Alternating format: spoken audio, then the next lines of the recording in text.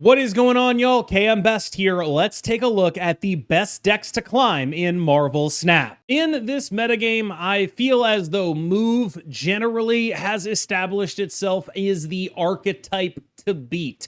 There are a couple of different ways to build Move. Move Bounce is likely still the one you are going to see, perhaps the most played, and it is an extremely safe choice if you are willing to invest in learning how it works. I will say some of the sequencing with this deck is quite difficult. Sequencing when you have Aranya and a Sparky and another move ability on the board is really hard, but there's such a margin of error when you actually draw Human Torch that it almost doesn't even really matter. I think Move Bounce is the most played of the multiple move builds that you could reasonably put together, but I don't necessarily think it is the best, in large part because it runs into issues with how do I win the other lane that isn't being won by the world's largest Human Torch of all time. It is, on the other hand, a pretty decent amount better when you don't draw Human Torch because you are able to invest in other carries and get those repeated bounces off.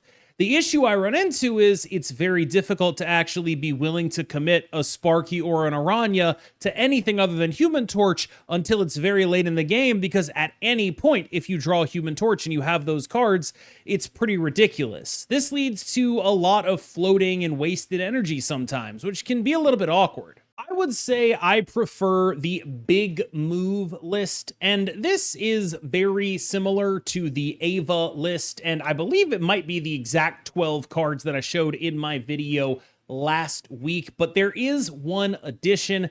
That addition is Merlin. Merlin is here in order to make sure we don't get too jacked up by anyone who wants to play Clog. He also has some decent upside in the context of you're generally interested in some of the stuff he can do. Like once you've activated an Aranya, that's just a body sitting there. Merlin is good at dealing with that. Once you've activated a Sparky, that's just a body sitting there. Merlin is good at dealing with that. There are times where you're going to need to get location removal into a deck like this, and Merlin is location removal.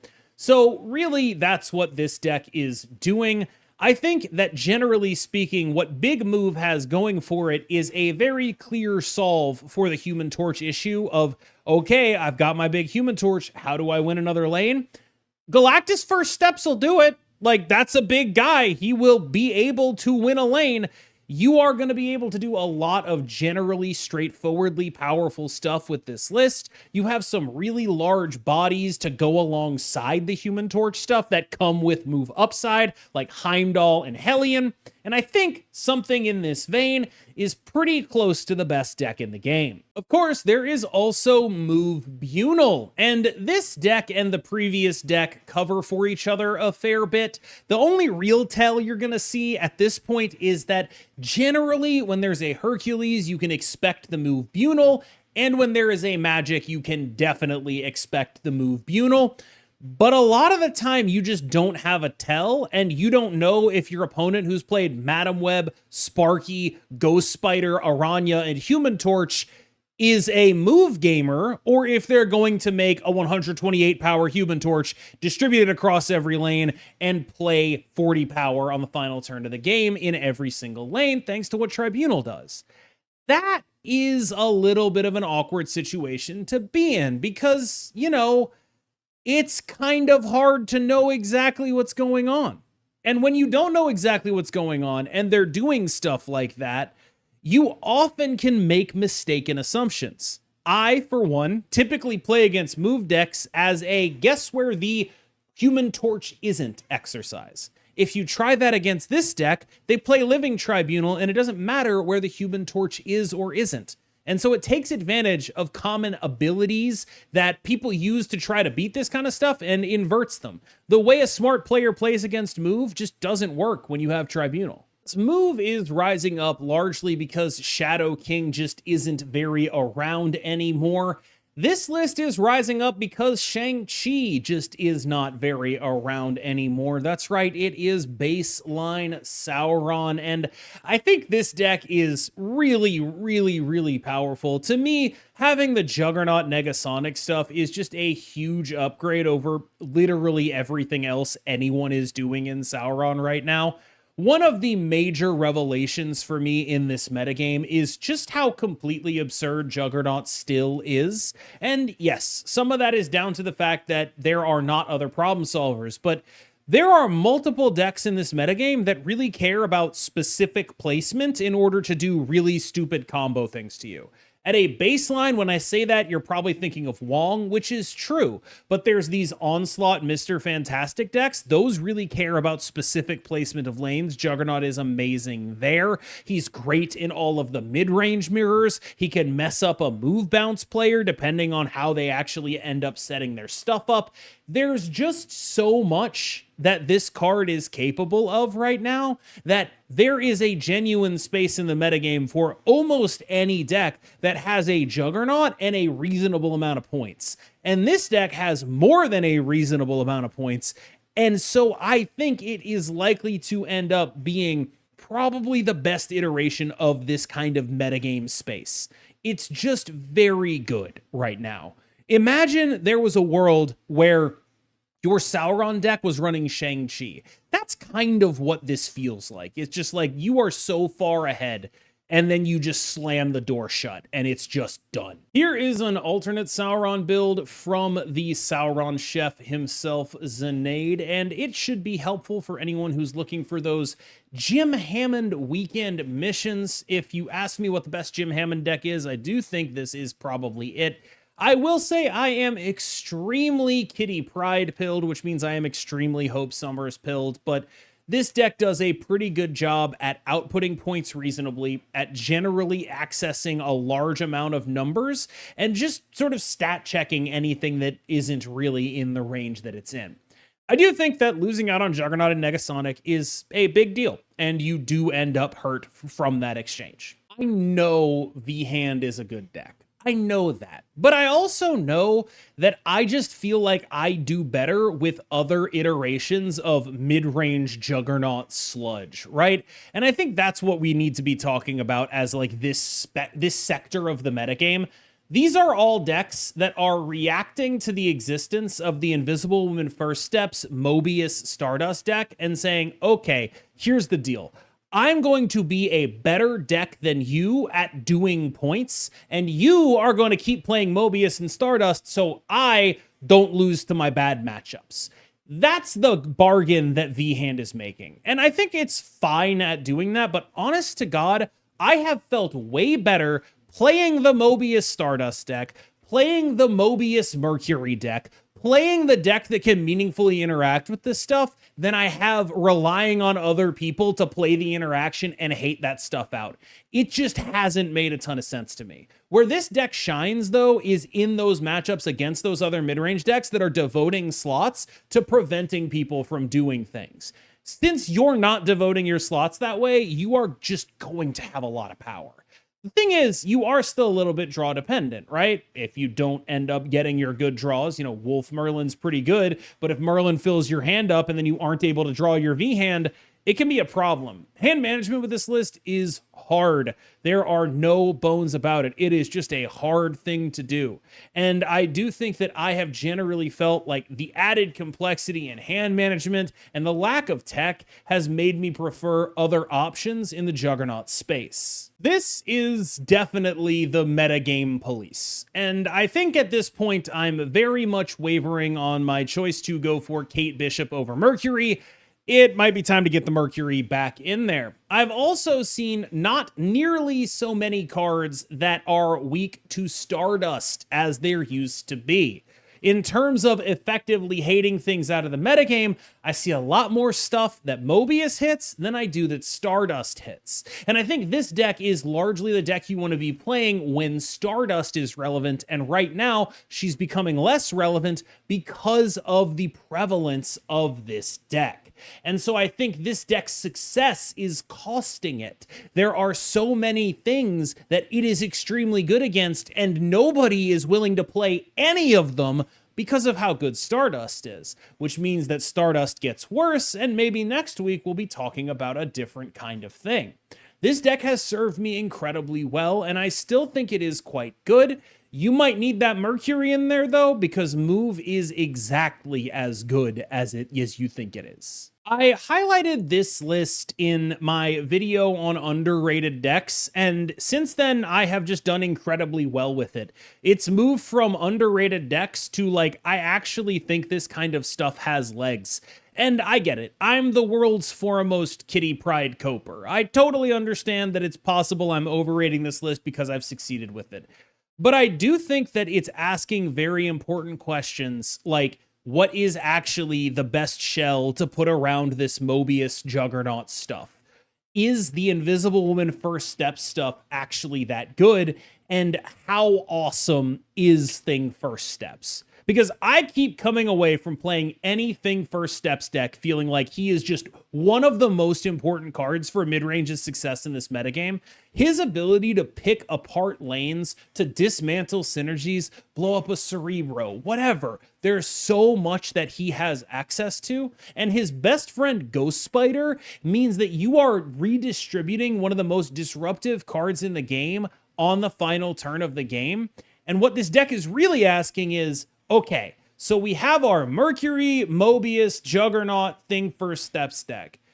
Is the rest of that deck correct if it's an Invisible Woman deck? And I think what this deck is trying to do is say, no, it's actually not correct. I have a better points and energy cheat package in this list. And I think that's largely true, which is really interesting, especially when you consider some of the cards that might be coming out in October in the zombie season. Cough, cough, zombie Scarlet Witch. This deck is a deck that goes into absolute super cheat mode when it has access to Hope Summers. I feel like having Hope Summers is like just an absolutely monstrous thing for this deck to have access to, because it otherwise has a bunch of cards that are just a little too expensive for what it wants to be doing. Generally speaking, though, I think the space that this deck is in and the questions it's asking about our assumptions to the metagame are very, very good space and very, very, very good questions. So huge shout out to Iris, because I would not have figured this stuff out on my own. And this has been a very, very successful deck for me in much the same space as Invisible Woman First Steps is occupying. Mr. Negative only really has one meaningful adaptation to make in the face of people playing Mobius, and that is to put Rogue into your deck. Because if people play Mobius and then you rogue it, it's like the Mobius didn't even happen. And that's really all there is to do about Mr. Negative. You need to be able to beat the people that are going to Mobius you. A lot of the things that happen in these decks that play Mobius prevent them from wanting to hold Mobius to 5. Whether that be the fact that they have a lot, because a lot of the Mobius decks, they're also like Thing First Steps decks. They really want to like play those things out there. And that means that you are very often going to have a Mobius on the board if it's going to be there at all. Not a lot of people are sandbagging them. If they are, it's specifically because they expect you to rogue them. So to keep that in mind about the potential for Mobius, but largely a lot of the decks that people are playing right now are going to be asking for the Mobius to be played on the board at the earliest possible opportunity, so you have a chance to rogue it, and that's basically the entire game. If you get to Mr. Negative people, you're going to win. If you don't get to Mr. Negative people, you're not going to win. I have discussed how much I have enjoyed sort of paring down the tech package in those Mobius, Stardust, Mercury decks, the decks that are really trying to police with proactive tech what people are doing right now. And that usually means that I haven't played decks that have less Stardusts in them, namely no Stardusts in them. And if that's happening, I regret to inform you that it could very easily be a time to play Hela. The thing that's holding Hela back isn't just Stardust, though. It's that we are in a metagame that has a pretty massive amount of combo decks. Like, once you get past the sort of Juggernaut sector of the metagame, you get into just like combo land. The way I view this metagame is there's the move decks, there's the Juggernaut and tech decks, and then there's just 50 different decks that do numbers in a really stupid way, and all of the tech decks are just like, I really hope you don't do that to me. Please don't do that to me. Don't do that to me. I've got a Juggernaut. You're not going to Wong me. You're not going to do whatever it is.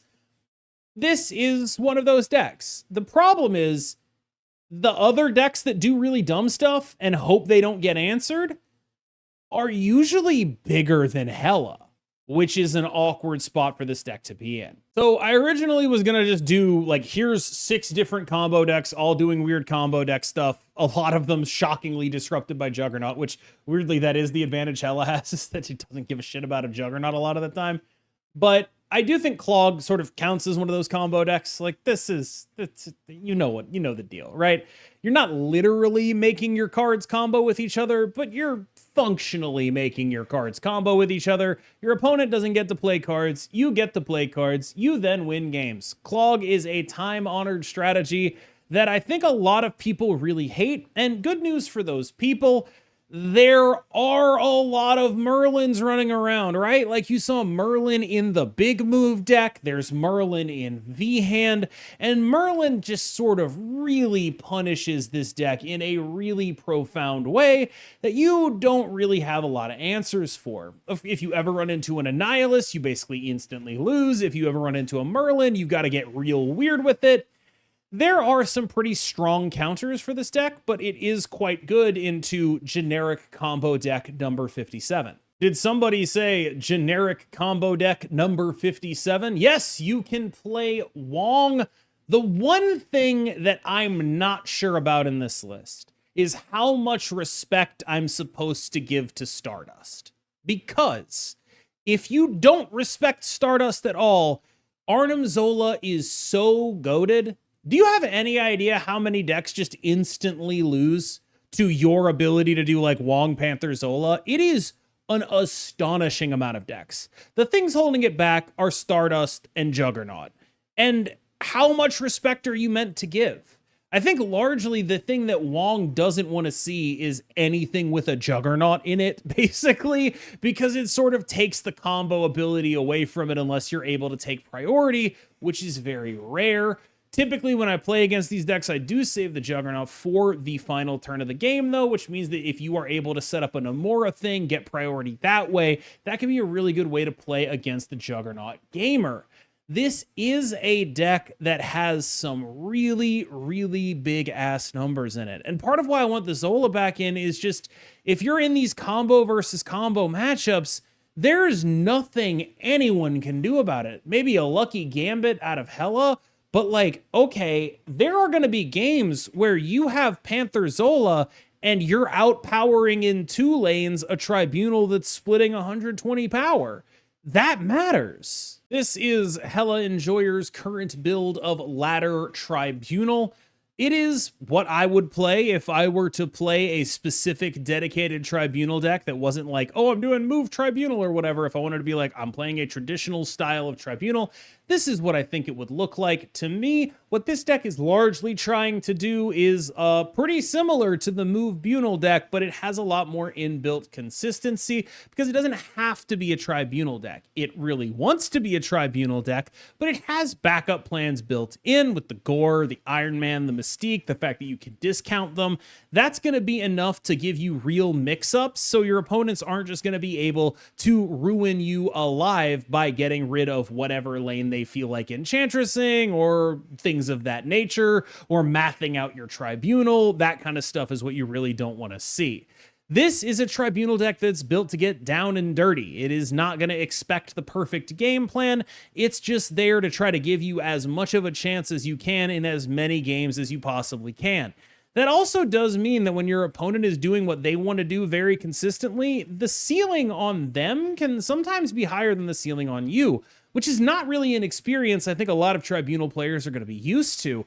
But you kind of are behind some of the time if they get the Human Torch big enough in that Tribunal pseudo mirror there.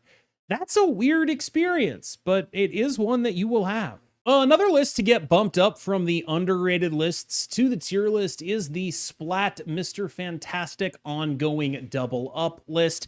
And this list is another one of those decks where you're just sitting there and looking at it and you can get really surprised by the points that they're able to output.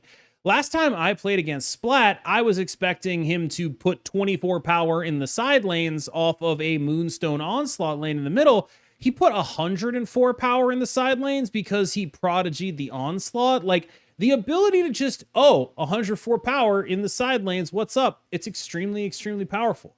This deck is one of those decks, though, because it's not a Tribunal deck, that is meaningfully susceptible to Juggernaut, and it's extremely susceptible to Negasonic, which is a lesser but similar concern. And that means that this deck has some potential issues, right? It is largely a stronger deck in terms of output, I think. It's one of the stronger decks in terms of output that I've played. There are genuine Adam Warlock. Like, you want to talk about a card that's gained from the nerf to tech cards? Adam Warlock is the card that has gained a ton from the nerf to tech cards. You see him in a bunch of, like, occasionally in actual decks right now, because you like drawing cards when you don't have your opponents getting rid of your investments. It's very interesting in terms of the dynamics. It's not a card I think was on a lot of people's radar.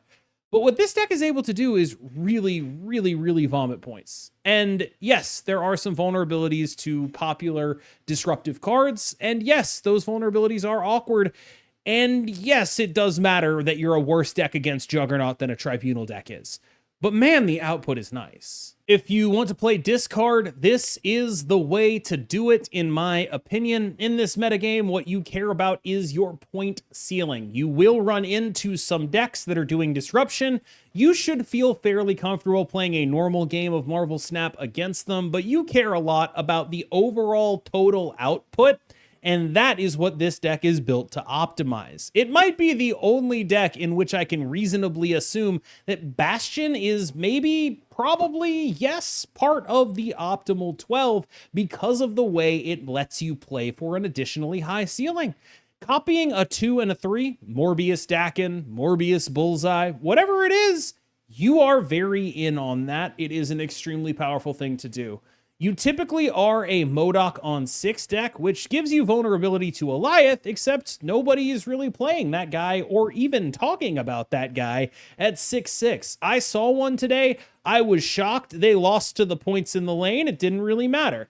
That's where Alioth is at right now. And since this is a deck that is doing stuff that is typically vulnerable to like Alioth and Cosmo, and those cards aren't really around, it can be a good spot for it. But I do think that among the combo decks, and I know this sounds weird, discard's like relatively middling. Like, this is a deck that can output a ton of points, but is it beating 100 in both lanes out of the Splat deck, prodigying an Onslaught on a Moonstone lane? Probably not.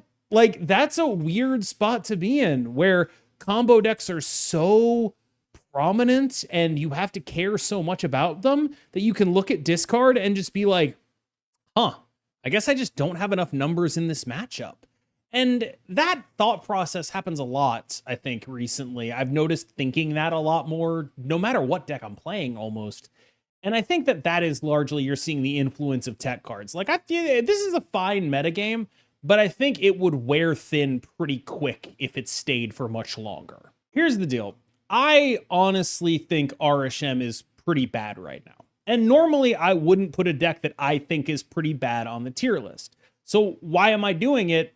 Because people are playing a lot of RSM. And this is my sort of solemn plea to stop doing that. Like, I get it. It's fun. It's cool. Here's the problem. RSM is not good at dealing with things that have cohesive game plans. Whenever I'm playing any mid-range deck, any combo deck, I'm just sitting there like, oh, they're RSM? Okay, cool. They're not going to meaningfully interact with me this game. And yes, maybe they can location scam me, maybe they can Legion, maybe they can randomly generate something, whatever. But the odds are in my favor that if I have a coherent game plan, I'm going to win. And that is like doubly applicable to like the 10s decks right now. If you're just playing 10s, RSM's not doing anything about that. They're just looking at you play 10s and you're just like, okay, I guess I lose. This deck is extremely medium unless you are very lucky. And it is good at getting lucky. Like, there's a degree to which it creates its own luck, right?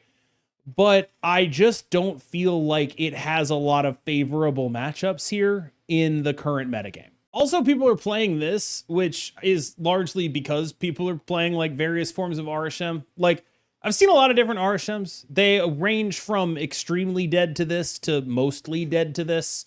This is like, you know, I'm going to play a Cassandra Nova. I'm going to trigger it a couple times. I'm going to bring it back off of Phoenix Force. It's going to be 700 power or whatever.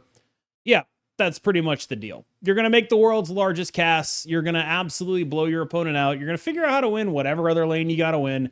And then they're going to be very sad all the way home. That's the thing this deck does. It's also just like pretty solid in terms of mid-rangey output, right? But I don't know, like, not to be too reductive, but it doesn't have a Juggernaut in it, so I don't really want to play it in the mid-range matchups unless I'm doing something really stupid with like Fire Hair and getting a bunch of demons and also maybe like some Sage and cast procs, and like then we can talk about it. But it kind of requires a lot to go my way in those matchups. Big Baby has shipped me an interesting Sentry list. For those of you who really hate Clog, I think this is a very good anti-Clog club list. You can do a lot of damage with a semi-Clog game plan against a lot of these combo decks because you don't need to lock down every location to beat them. And you have a lot of interaction for this kind of stuff. This is very much like I would like to beat up the combo gamers here. You do run into some issues against decks that are meaningfully able to deal with what you're outputting and don't care as much about the tech stuff, or if they're playing Merlin, for example, that can be a little bit awkward for you because you are still like a sort of soft Clog deck and you need that to actually be functional in order to win. But generally speaking, I think this deck is actually pretty well positioned. Here's where Jay Walla is currently at for Cerebro 3. Now, for full disclosure, Jay Walla, sort of my resident Cerebro expert, has been vacillating between, wow, Cerebro is still good, and Cerebro is totally unplayable for the last week or so. I think largely the conclusion that and I think he have reached is that this is a deck that as soon as it gets its cards back is going to be an immediate metagame force. Bastion is really good in it, and it matters a ton that Bastion is really good in it, but losing Killmonger, losing Negasonic, losing Juggernaut, those were losses that it was not able to recover from. Juggernaut permanently gone. Killmonger probably coming back, Negasonic probably coming back. Like, that stuff, losing out on Cosmo as well, another card that was like absolutely important and core to this deck. Losing Juggernaut is one thing, losing the other three is another thing entirely. And right now, I think this deck is sort of limping along, but it's sort of like Rock Lee with the weights. Like, right now, it's fighting with the weights on, but it's probably about to get those weights removed if I understand what they're going to do about this balance patch correctly. So keep an eye on C3. I mean, you know what time it is. The Killmonger nerf was really bad for this deck, which is I don't know, man. It sucks. The Killmonger nerf comes at the worst possible time because we're entering a metagame where Destroy could be a real player, right? Like, this is a deck that meets a lot of the criteria for what a good deck is when all the other tech cards are nerfed. Except losing Killmonger hurts this deck's proactive plan. And it just, like, it's not... I still think it's better in this metagame than it previously was, but it's just like, oh no, we had it all. We could have had it all if we were able to still Killmonger our stuff. But now we have to like put it in the same lane and play the world's worst card. It's just iffy. It's not something I feel great about. Now, this deck has gotten better positioned as less people have been playing the Mobius Stardust decks. That does matter, but I think enough people are at least still on Mobius, and that's the one that matters a lot more. And then the Killmonger nerf is just like, it's look at my face. Like, what do you want me to say? Like, you read my face. I think you can tell how I feel. I feel sad. All right, y'all. Thank you so much for watching. As always, I have been KMBest. You have been phenomenal. Remember to like and subscribe if you liked the video. I will see you in the next one.